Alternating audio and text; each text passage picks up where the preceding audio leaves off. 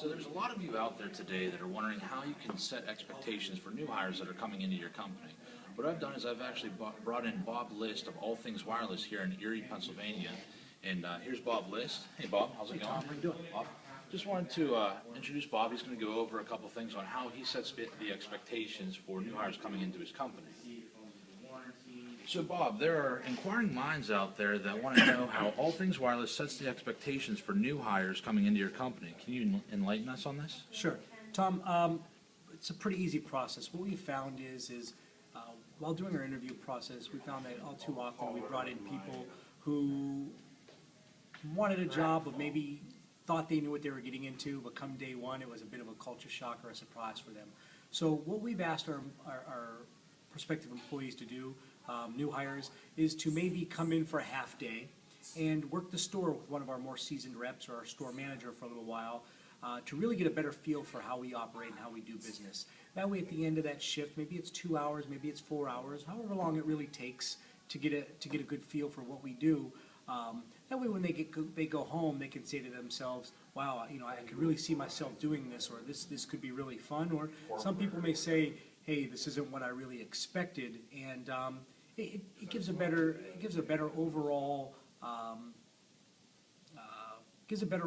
feeling for them when they make or decline an offer. That's great, Bob. That's great. And also too, once you made this a standard for all new hires coming into your company. Since you've made this a standard, what have you seen? What are some of the successes that you've seen from doing this? Sure.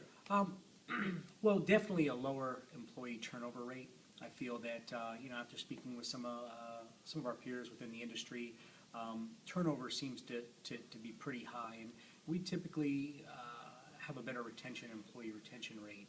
And I think that's due to part of that process because the employees know exactly what they're getting into from day one. Okay. I can definitely understand that. Now, with some of these expectations that they see, by coming in and working and seeing what they have to do on a daily basis, how do you follow up on that, and how do you, make sure that you hold them accountable to this? Sure. Just a simple follow-ups, Tom, whether it's a phone call, whether it's maybe even popping in for a little bit to kind of watch to see. I know that we can't all be every place at the same time, or we all have different duties, but being an owner of a company, whether you're the owner or the general manager or the district manager, taking 2 minutes just to do a follow-up phone call with that employee, just to say, hey, how was your experience? What did you think?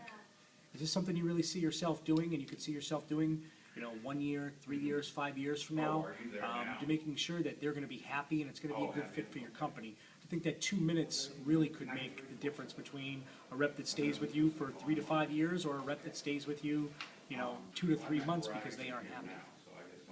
That's great, Bob. That's great. Well, I definitely want to just thank you, Bob, today for spending time and sharing with us how you set the expectations for new hires. And we look for great things to come out of All Things Wireless here in Erie. Thanks so much. Sounds great. Thank you, Tom.